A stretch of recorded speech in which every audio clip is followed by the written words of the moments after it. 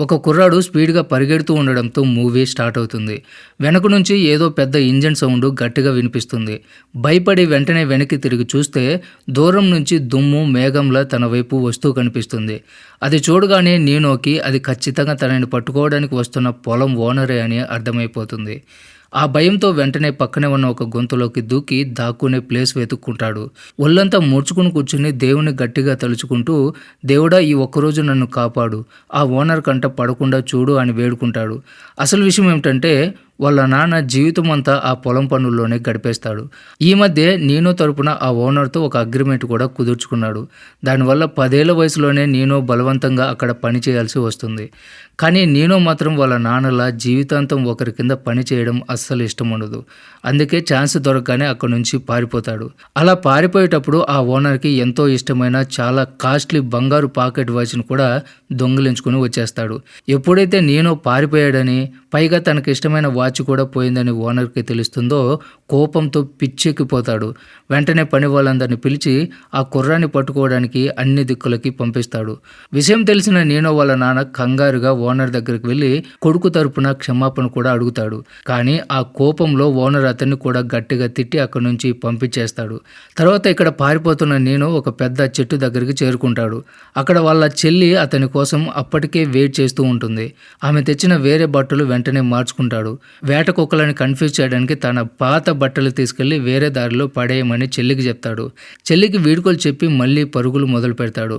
ఎక్కడ ఆకుండా పరిగెత్తి రాత్రి అయ్యాక ఒక రాత్రి గుహలో దాక్కుంటాడు. కొంచెం తిని ఆ రాత్రంతా భయపడుతూనే గడుపుతాడు. తెల్లారిన తర్వాత ఆ పాత బట్టలు వాసన పట్టుకుని కుక్కతో సహా ఓనర్ నీనో ఇంటికి వచ్చేస్తాడు. ఖచ్చితంగా ఆ కుర్రాడికి వాళ్ళ చెల్లి హెల్ప్ చేసి ఉంటుందని ఓనర్కి గట్టిగా నమ్మకం. కానీ ఆమెను అడిగితే అసలేం చెప్పదు. దాంతో ఓనర్ ఆమెని భయపెట్టడం మొదలు పెడతాడు. నీ బ్రదర్ పెద్ద ఆపదలో ఉన్నాడు, బయట దొంగలు కూడా ఉన్నారు, వాణ్ణి చంపేస్తారు అని బెదిరించేసరికి ఆ అమ్మాయి బాగా భయపడిపోతుంది. ఎక్కడ తన బ్రదర్కి నిజంగానే ఏమైనా జరుగుతుందేమో అన్న భయంతో చివరికి వాడు ఆ వైపు వెళ్ళాడని నిజం చెప్పేస్తుంది. వెంటనే నీనో వాళ్ళమ్మ సార్ నా కొడుకుని ఏం చేయకండి అని బ్రతిమలాడుతుంది. కానీ ఆ ఓనర్కి ఎంత కోపం వస్తుందంటే ఆవిని గట్టిగా లాగి పెట్టి కొడతాడు. తర్వాత ఇక్కడ నీనో ఎంతసేపు నడిచాడో తెలియదు కానీ ఆ నిర్మానుష్యమైన ప్రాంతంలో దూరం నుంచి ఒక బిల్డింగ్ కనిపిస్తుంది. అదే బస్ స్టేషన్. తన ప్లాన్ ప్రకారం అక్కడి నుంచి బస్ ఎక్కాలి. ఒక్కసారి బస్ ఎక్కితే ఇంకా తప్పించుకున్నట్టే. స్టేషన్ దగ్గరలోనే ఉందని తెలియగానే అంత అలసిపోయిన నీనోకి కూడా ఎక్కడ లేని బలం వస్తుంది. ఇంకా స్పీడ్గా అడుగులు వేస్తాడు. కానీ అంతలోనే వెనక నుంచి మళ్ళీ ఇంజన్ సౌండ్ వినిపిస్తుంది. దూరం నుంచి లేస్తున్న దుమ్ము చూడగానే నీనో గుండె వేగంగా కొట్టుకోవడం స్టార్ట్ అవుతుంది. వెంటనే ఒక విషయం అర్థమవుతుంది. అది ఖచ్చితంగా తనని వెతుక్కుంటూ వస్తున్న ఓనరే అని అర్థమవుతుంది. ఇది మనం మొదట్లో చెప్పుకున్న సీను. ఓనర్ దగ్గరికి వచ్చేసరికి నీనోకి భయం పెరుగుతుంది. ఊపిరి బిగుబట్టి కళ్ళు గట్టిగా మూసుకుని తనని తాను ఆ దేవుడికి వదిలేస్తాడు. కానీ అదృష్టం బాగుండి గాలికి లేచిన ఆ దుమ్ము వల్ల ఓనర్కి నీనో కనిపించడు. ఓనర్ నేరుగా బస్ స్టేషన్కి వెళ్ళి అక్కడ ఉన్న వాళ్ళందరినీ ఆరా తీస్తాడు. కానీ ఎవరు కూడా చూడలేదు అని చెప్తారు. నీనో ఇదంతా చాటు నుంచి నిస్సహాయంగా చూస్తూ ఉంటాడు. తను ఎక్కాల్సిన బస్సు మెల్లిగా స్టేషన్ దాటి వెళ్ళిపోతూ ఉంటే నీనో కళ్ళల్లో నీళ్లు తిరుగుతూ ఉంటాయి. ఎందుకంటే ఆ మారుమూల ప్రాంతానికి బస్సు రావడం చాలా అరుదు. మళ్ళీ బస్సు రావాలంటే 4 రోజులు ఆగాల్సిందే. అలా అని చెప్పి ఓనర్ ఊరుకోడు కదా. ఎందుకంటే నీనో పని మనిషి మాత్రమే కాదు, ఓనర్కి ఇష్టమైన వస్తువు దొంగిలించాడు. అందుకే ప్రపంచం మొత్తం వెతికైనా సరే పట్టుకోవాలని డిసైడ్ అవుతాడు. తర్వాత స్టేషన్ దగ్గర ఒక మనిషిని కాపలా ఉంచి నీనో కనిపిస్తే పట్టుకోమని చెప్పి మిగతా వాళ్ళతో కలిసి ముందుకు వెళ్తాడు. తర్వాత ఇక్కడ బస్సు మిస్ అయిన తర్వాత నడక తప్ప నీనోకి వేరే దారి ఉండదు. పైగా దొరుకుతానేమో అన్న భయంతో మామూలు మనుషులను చూసినా కూడా హడలిపోతూ ఉంటాడు. ఆ కంగారులో ఒకసారి జారి లోయలో పడిపోతాడు. సమయానికి గట్టిగా గడ్డిని పట్టుకుని ఎలాగోలా ప్రాణాలు దక్కించుకుంటాడు. అతి కష్టం మీద పైకి వస్తాడు కానీ కనీసం కాసేపాగి రెస్ట్ తీసుకునే ధైర్యం కూడా ఉండదు. అలాగే తూలుతూ ముందుకు వెళ్ళిపోతాడు. అప్పుడే ఒక విషయం గమనిస్తాడు. కింద పడినప్పుడు తన దగ్గరున్న క్యాంపస్ పగిలిపోయింది అని. అది పని చేయడం మానేస్తుంది. దాంతో ఇప్పుడు తను ఏ వైపు వెళ్తున్నాడో తెలుసుకోవడం చాలా కష్టమైపోతుంది. అలా ఎంతసేపు నడిచాడో ఏమో కానీ ఒక అతను తన జంతువులకి నీళ్లు తాగిస్తూ కనిపిస్తాడు. ఆ నీళ్లను చూడగానే దాహంతో ఉన్న నీనోకి గొంతు తడిచిపోతుంది. అయినా సరే భయపడకుండా అక్కడే దాక్కుని రాత్రి అయ్యేదాకా వెయిట్ చేస్తూ ఉంటాడు. ఎప్పుడైతే చీకటి పడుతుందో అప్పుడు మెల్లిగా ఆ మనిషి దగ్గరికి వెళ్తాడు. కంగారుగా తన బ్యాగ్ తీసి ఆ మనిషి దగ్గరున్న ఫుడ్‌ని అందులో వేసుకోవడం మొదలుపెడతాడు. కానీ ఆ మనిషి నీనోని అప్పటికే చూసేస్తాడు. ఆయన తన వైపు రావడం చూసి నీనో భయంతో పారిపోవడానికి ట్రై చేస్తాడు. కానీ ఆ మనిషి చేతిలో ఉన్న కర్ర విసిరి కొట్టేసరికి నీనో కింద పడిపోతాడు. అయినా సరే నొప్పితో భరిస్తూ ఎలాగోలా లేచి నిలబడి తన దగ్గరున్న చిన్న కత్తి తీసి నా దగ్గరికి రావద్దు, నిన్ను చంపేస్తా అని బెదిరిస్తాడు. కానీ ఆ మనిషి అవేమీ పట్టించుకోకుండా ఇంకా ముందుకొచ్చేసరికి నీనో భయంతో మళ్ళీ పారిపోతాడు. ఆ కంగారులో తన బ్యాగు అక్కడే వదిలేస్తాడు. బ్యాగ్ పోయిన తర్వాత నీనో దగ్గర ఇంకా ఏమీ మిగలదు. తినడానికి తిండి లేదు, తాగడానికి నీళ్లు లేవు. ఒంటరిగా ఆ ఎడారిలో మిగిలిపోతాడు. అలా ఎంత దూరం వెళ్ళాడో తెలియదు కానీ చివరికి ఒక పాడుపడ్డ బిల్డింగ్ కనిపిస్తుంది. అక్కడ ఎవరైనా మనుషులు ఉంటారేమో, కాస్త తిండి దొరుకుతుందేమో అనే ఆశతో చేతిలో కత్తిని గట్టిగా పట్టుకొని భయపడుతూ లోపలికి వస్తాడు. కానీ లోపల చూస్తే ఒక పాత బావి తప్ప ఇంకేమీ ఉండదు. అందులో నీళ్లు ఉంటాయేమో అని రాయి వేసి చూస్తాడు. కానీ శబ్దం రాదు. అంటే అది కూడా ఎండిపోయిందనమాట. ఆకలి, దాహం, అలసట అన్నీ కలిసి నీనోని పూర్తిగా కృంగదీస్తాయి. ఇంకా తట్టుకోలేక అక్కడికక్కడే కళ్ళు తిరిగి పడిపోతాడు. ఎంతసేపు అయిందో తెలియదు. ఒక మనిషి వచ్చి పడిపోయిన నీనోని లేపడానికి ట్రై చేస్తూ ఉంటాడు. స్పృహ రాగానే తనని ఎవరో పట్టుకున్నారని భయంతో నీనో వెంటనే కత్తి తీసి ఆ మనిషిని పొడవడానికి చూస్తాడు. కానీ బాగా నీరసించిపోవడం వల్ల ఏమీ చేయలేకపోతాడు. ఆ మనిషి నీనోని ఈజీగా ఆపేసి తన బట్టలోంచి ఒక ముక్క చింపి నీళ్ళలో తడిపి నీనో పెదాల మీద రాసి మెల్లిగా మళ్ళీ బ్రతికొస్తాడు. పూర్తిగా మెలకు వచ్చి చూస్తే తన ప్రాణాన్ని కాపాడింది ఎవరో కాదు, ఇందాక జంతువులకి నీళ్లు తాగిస్తూ కనిపించిన మనిషే.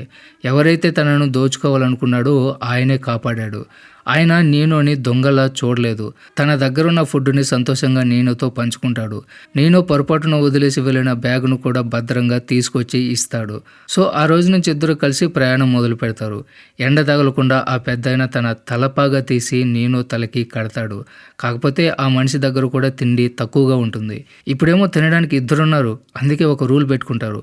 ఒకరోజు తింటారు, ఆ తర్వాత రోజు ఖాళీ కడుపుతో కేవలం నీళ్లు తాగి పడుకుంటారు. ఆకలి మరీ ఎక్కువైతే ఒకరితో ఒకరు మాట్లాడుకుంటూ ఆకలిని మర్చిపోవడానికి ట్రై చేస్తారు. ఇంకా ఓపిక లేనప్పుడు చెట్టు కింద పడుకుంటారు. ఇదంతా ఇలా ఉన్నప్పుడు ఇటువైపు నుంచి ఆ పొలం ఓనర్ మాత్రం పట్టుదలగా నీనో కోసం వెతుకుతూనే ఉంటాడు. అతను తన మనుషుల్ని 2 గ్రూపులుగా విడగొట్టి మెల్లిగా నీనో ఉన్న చోటికి దగ్గరవుతూ ఉంటాడు.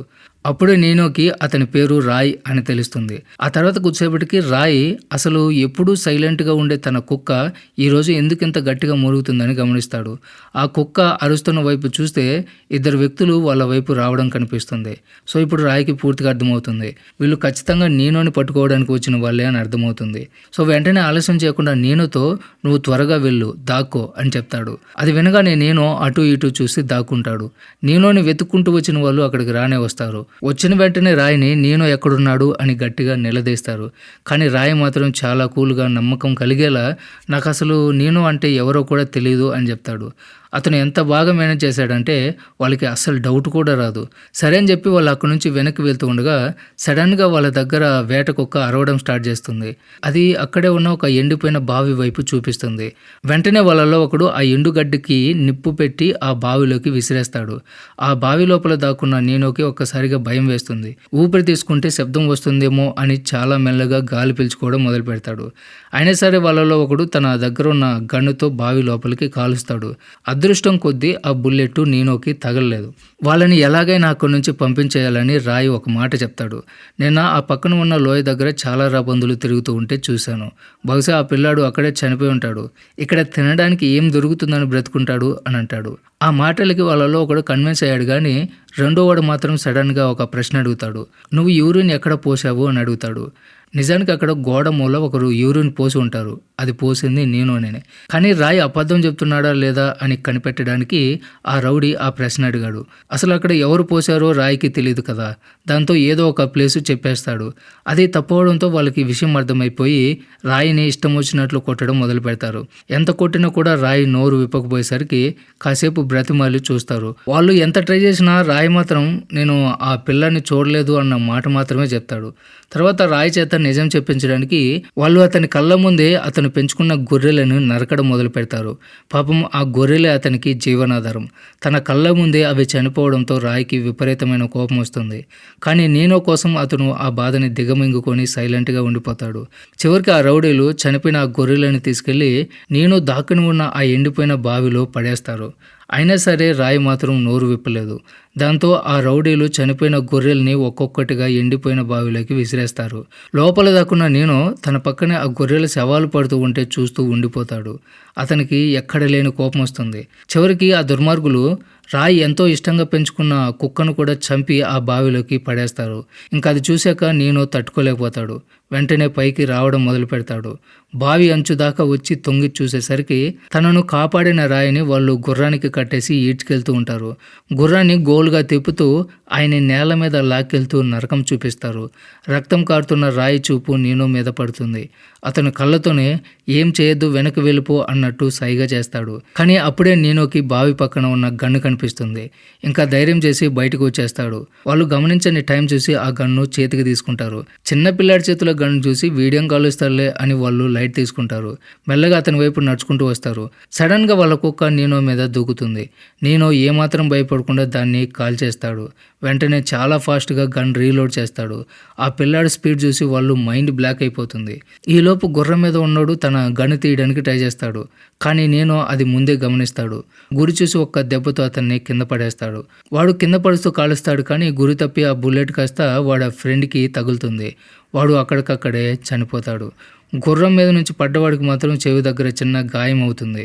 వాడు మళ్ళీ గన్ను అందుకోబోతూ ఉంటే రాయి వాడిని పట్టుకుని ఆపేస్తాడు. తనని అంత కొట్టినా సరే రాయి మంచివాడు కాబట్టి వాడిని చంపాలనుకోడు, వదిలేస్తాడు. దాంతో వాడు అవమానంగా ఫీల్ అయిపోయి అక్కడి నుంచి వెళ్ళిపోతాడు.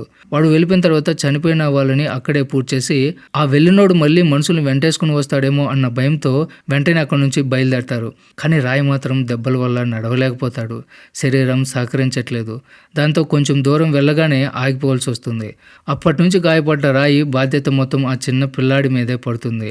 తర్వాత ఇటువైపు ఇందాక తప్పించుకుని వెళ్ళినోడు తిన్నగా వాడి ఓనర్ దగ్గరికి వెళ్ళి విషయం చెప్తాడు. అది వినగానే ఓనర్కి పిచ్చ కోపం వస్తుంది. ప్రపంచం చివరి దాకా వెళ్ళినా సరే నీనోని నేను పట్టుకుంటా అని చెప్పి గట్టిగా ఫిక్స్ అయిపోతాడు. సీన్ కట్ చేస్తే మరుసటి రోజు ఉదయం నీనో గాయపడిన రాయికి చెప్పి నీళ్లు తేవడానికి పక్కనే ఉన్న ఒక ఏరియాకి వెళ్తాడు. అక్కడ చల్లటి నీళ్లు కనిపించగానే అమ్మయ్య అనుకుంటాడు. కానీ అంతలోనే ఎవరో పిలిచినట్లు అనిపించి అలర్ట్ అయిపోతాడు. మళ్ళీ ఆ రౌడీగాలు వచ్చారేమో అని అటు ఇటు చూస్తాడు. కానీ ఎదురుగా చూస్తే ఒక చెక్క బండి మీద కూర్చొని ఒక వికలాంగుడు కనిపిస్తాడు. పాపం అతని కాళ్ళు అస్సలు పనిచేయవు. అతను ఏవేవో ప్రశ్నలు వేస్తూ ఉంటే నీనో చాలా తెలివిగా నేను జస్ట్ నీళ్ళ కోసం వచ్చాను, మా నాన్న అన్నయ్య ఇక్కడే పక్కన గొర్రెలు కాస్తున్నారు అని అబద్ధం చెప్తాడు. సేఫ్టీ కోసం అలా చెప్పాడనమాట. అది వినగానే అతను భయపడకు, నేను మంచోన్నే, వేడి వేడి సూప్ చేశాను కావాలని అడుగుతాడు. నీనోకి కొంచెం అనుమానం ఉన్నా సరే ఆకలి దెబ్బకి ఆగలేక జాగ్రత్తగా లోపలికి వెళ్తాడు. కానీ ఇక్కడ ఆ మనిషి మోసం చేయలేదు. చాలా రోజుల తర్వాత నీనో కడుపు నిండా తింటాడు. తినేసి థ్యాంక్స్ చెప్పి బయలుదేరుతూ ఉంటే ఆ వ్యక్తి కిచెన్లో ఇంకా ఉంది కావాలంటే పట్టుకెళ్ళు అంటాడు. నిజమే అనుకొని నీనో హ్యాపీగా కిచెన్లోకి వెళ్తాడు. అక్కడ చూస్తే ఏమీ ఉండదు. అంతలోపు సడన్గా ఎవరో కిచెన్ తలుపు బయట నుంచి లాక్ చేసేస్తారు. నేను ఇరుక్కుపోతాడనమాట. ఎంత అరిచినా కూడా బయట నుంచి సౌండ్ రాదు. ఆ కుంటివాడు అక్కడి నుంచి వెళ్ళిపోయాడని నీనోకి అర్థమైపోతుంది. వెంటనే తన దగ్గరున్న కత్తి తీసి ఆ చెక్క తలుపుకి రంధ్రం వేసి చేయి పెట్టి కష్టపడి గడియ తీస్తాడు. ఆ కంగారులో చేతికి దెబ్బ కూడా తగులుతుంది. కానీ ఎలాగోలా బయటపడతాడు. బయటకు వచ్చి చూస్తే ఆ కుంటివాడు నీనో గాడిదను తోలుకొని పారిపోయి ఉంటాడు. అంటే వాడు ఇదంతా చేసింది ఆ గాడిద కోసం అనమాట. నీనోకి పిచ్చ కోపం వచ్చి వాడి వెనకాల పరిగెత్తి ఒక రాయి తీసుకుని గట్టిగా వాడి మీద విసురుతాడు. ఆ దెబ్బకి వాడు కింద పడిపోయి భయంతో సారీ చెప్పడం మొదలు పెడతాడు. సర్లే అని చెప్పి నీనో వదిలేస్తే వాడు నీనో అజాగ్రత్తగా ఉండడం చూసి మళ్ళీ అటాక్ చేస్తాడు. ఇంకా నీనోకి కోపం కట్టలు తెంచుకుంటుంది. తనని తాను కాపాడుకోవడానికి ఆ రాయి తీసుకుని వాడిని గట్టిగా బాది వాడు కదలడం ఆపేదాకా కొడతాడు. అయ్యో చనిపోయాడేమో అని నీనో భయపడిపోతాడు. ఇంకేం ఆలోచించకుండా తన గాడిదని తీసుకుని అక్కడి నుంచి పారిపోతాడు. జరిగిందంతా ఎవరికి చెప్పకూడదు, మనసులోనే దాచుకోవాలని ఫిక్స్ అయిపోతాడు. కానీ రాయి దగ్గరికి వెళ్ళగానే నీనో చేతిలో ఉన్న గాయాలు రాయి కనిపెట్టేస్తాడు. అప్పుడు రాయి ఏమైంది అని గట్టిగా అడిగేసరికి నీనో ఇంకా దాచలేక జరిగిందంతా చెప్పేస్తాడు. అది వినగానే రాయి పద మళ్ళీ ఆ బావి దగ్గరికి వెళ్దాం అని నీనోని తీసుకుని బయలుదేరతాడు. కానీ వీళ్ళకి తెలియని విషయం ఏమిటంటే ఆ కుంటివాడు ఇంకా చనిపోలేదు. దానికి తోడు ఆ పొలం ఓనర్ తన మనుషులతో అప్పటికే అక్కడికి వచ్చేసి ఉంటారు. ఆ కుంటివాడు కింద పడి ప్రాణభయంతో కాపాడండి కాపాడండి అని ఓనర్ గారిని బ్రతిమలాడుకుంటాడు. కానీ వాళ్ళు ఎంత క్రూరమైన వాళ్ళో వాడికి తెలియదు కదా. ఆ ఓనర్కి వాడి ప్రాణం అసలు ముఖ్యం కాదు. వాడికి కావాల్సిందల్లా నీనో ఎక్కడికి వెళ్ళాడు అనే ఇన్ఫర్మేషన్ మాత్రమే. అది తెలుసుకోగానే నిర్దాక్షిణ్యంగా ఆ కుంటివాడిని కాల్చి చంపేస్తాడు.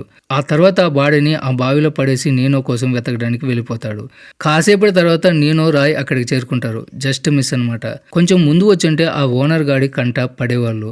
అక్కడ రక్తపు మరకలు చూసి బావి లోపల ఆ కుంటివాడి శవం చూసి వాళ్ళకి మ్యాటర్ అర్థమైపోతుంది. రాయ్ ఆ శవాన్ని బయటికి తీసి మర్యాదగా పూడ్చిపెడతాడు. ఆ తర్వాత అక్కడే పడుకుని మరుసటి రోజు ఉదయం మళ్ళీ ప్రయాణం మొదలు పెడతారు. అలా వెళ్తూ వెళ్తూ ఒక పాడుబడ్డ రైల్వే స్టేషన్ దగ్గరికి వస్తారు. ఇంకా అక్కడ ఇన్నాళ్ళ నుంచి వెతుకుతున్న ఆ ఓనర్ గాడు వీళ్ళకి ఎదురవుతాడు. రాయ్ వెంటనే నీనోతో నువ్వు వెళ్ళి ఆ గదిలో దాక్కో అని చెప్పి తాను మాత్రం గన్ను పట్టుకుని బయటికి ఒంటరిగా నిలబడతాడు. ఆ ఓనర్ గాడు చాలా తెలివైనడు కదా, అందుకే మాటలతో రాయిని మభ్యపెట్టడానికి ట్రై చేస్తాడు. చూడు, నాకు నీ ప్రాణం అవసరం లేదు, నాకు కావాల్సిందల్లా ఆ పిల్లాడు మాత్రమే, వానిచ్చేయి, నీకు ఎంత డబ్బు కావాలంటే అంత ఇస్తా అని బేరమాడతాడు. కానీ రాయ్ మొహంలో చిన్న తడబాటు కూడా లేదు. డబ్బుకి అమ్ముడిపోయే మనిషి కాదు అతను. నీనోకి అడ్డుగా గోడలా నిలబడతాడు. ఇంకా మాటలతో పని అవ్వదని అర్థమైన తర్వాత ఆ ఓనర్ గాడు బలవంతంగా నీనోని తీసుకెళ్ళడానికి ట్రై చేస్తాడు. దాంతో అక్కడ కాల్పులు మొదలవుతాయి. అసలు విషయం ఏమిటంటే రాయ్ ఒకప్పుడు మిలిటరీలో పనిచేసి ఉంటాడు.